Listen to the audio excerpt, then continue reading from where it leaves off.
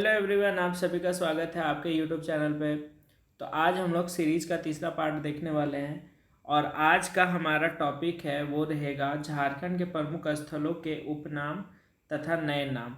तो चलिए हम लोग बिना समय को गवाए हुए important points, one liner points को देखेंगे जो एग्ज़ाम के दृष्टि से काफ़ी इम्पोर्टेंट है। चलिए आज का हमारा पहला पॉइंट है कि भारत का पीटर्सबर्ग हम लोग झारखंड के जमशेदपुर शहर को कहते हैं। दूसरा पॉइंट है भारत की अबरक की राजधानी कोडरमा को कहा जाता है। अगर मैं कोडरमा की बात करूं तो कोडरमा में अबरक बहुत अधिक पाया जाता है और अबरक कोडरमा, गिरिडीह, हजारीबाग इन सारे क्षेत्रों में हमें देखने को मिलती है। भारत में सबसे अधिक अगर अबरक की उत्पादन की बात की जाए तो ये कोडरमा में ही होती है और भारत की अबरक राजधानी भी कोडरमा को कहा जाता है। अगला पॉइंट है भारत का रूर घाटी क्षेत्र हम लोग छोटा नागपुर के पठार भाग को कहते हैं। इसलिए कहते हैं क्योंकि इस क्षेत्र पे बहुत अधिक कोयला उपस्थित है, तो इसीलिए हम लोग इसे भारत का रूर कहते हैं, छोटा नागपुर पठार को। अगला पॉइंट है झारखंड का शिमला हम लोग रांची को कहते हैं। इसलिए कहते हैं क्योंकि रांची शहर में जो वेदर है वो शिमला के जैसा ही बहुत ही अच्छा रहता है, इसीलिए इसे झारखंड की शिमला भी कहा जाता है, रांची शहर को। अगला पॉइंट हम लोग देखते हैं झारखंड का शेफील्ड हम लोग भेदरा बोकारो को कहते हैं। झारखंड के स्थलीय महादेव यानी कि स्थलीय महादेव हम लोग बैद्यनाथ धाम देवघर को कहते हैं गाइज। और बैद्यनाथ धाम आप लोग तो जानते हैं कितना फेमस है झारखंड में। चले अगला हम लोग देखते हैं। अगला पॉइंट है झारखंड के सांस्कृतिक राजधानी की अगर बात की जाए तो झारखंड की जो सांस्कृतिक राजधानी है वो है, कहाँ चला गया जी, हाँ वो है देवघर। जो सांस्कृतिक राजधानी है झारखंड की वो है देवघर। अगला पॉइंट हम लोग देखते हैं। अगला पॉइंट है झारखंड का खजाना।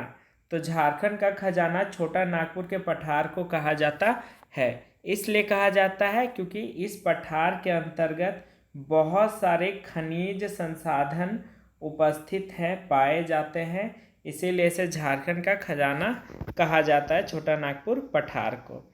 छोटा नागपुर की हल्दी घाटी कहा जाता है कोराम्बे गुमला को। छोटा नागपुर की रानी की अगर बात की जाए तो रानी कहा जाता है छोटा नागपुर को नेतरहाट को छोटा नागपुर की रानी कहा जाता है।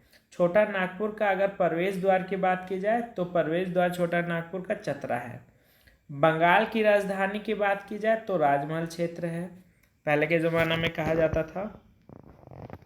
बंगाल का प्रवेश द्वार कहते हैं तिलियागढ़ किला को, जो साहिबगंज में स्थित है। बंगाल का शोक किसे कहा जाता है तो दामोदर नदी को बंगाल का शोक कहा जाता है।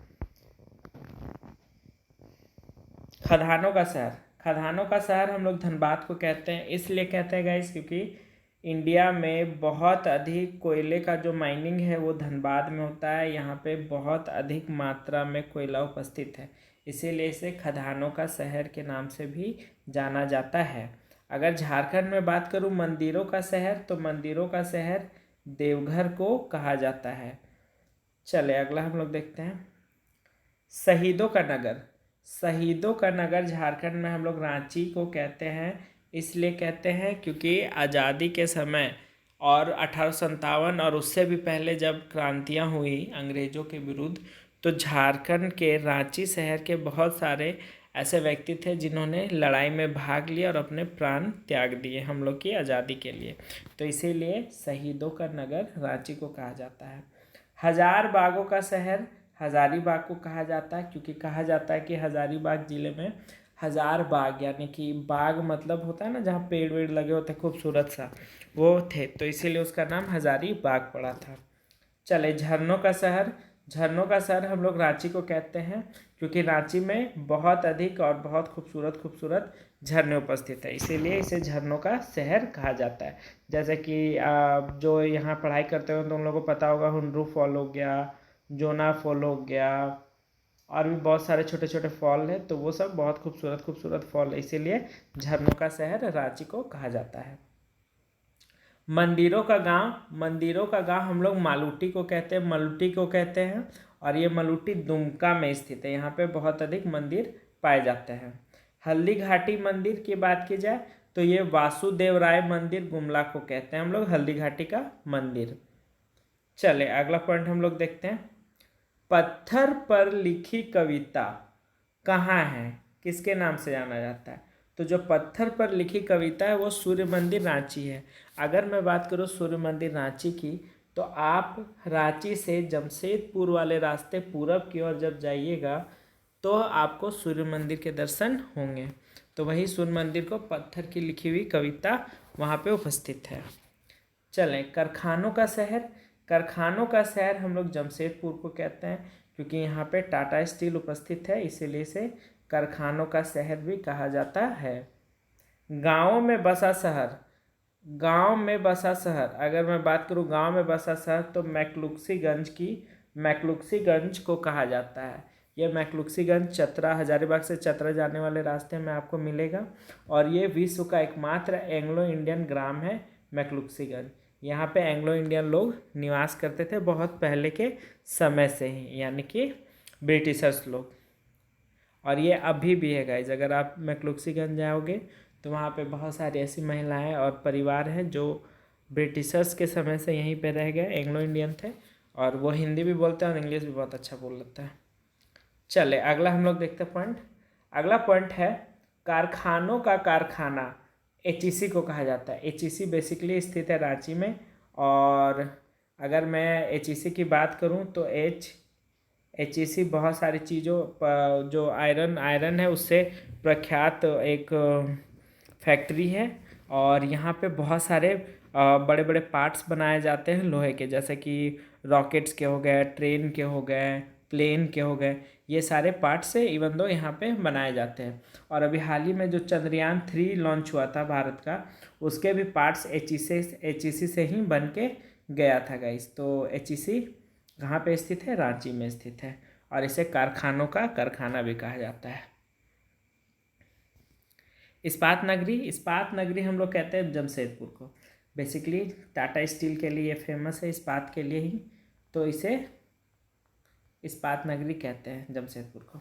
अबरक नगरी हम लोग किसको कहते हैं? कोडरमा को। कोडरमा अबरक के लिए फेमस है। कोयला नगरी हम लोग किसको कहते हैं? धनबाद को। धनबाद कोयले के लिए बहुत अधिक फेमस है। अगला हम लोग पॉइंट देखते हैं।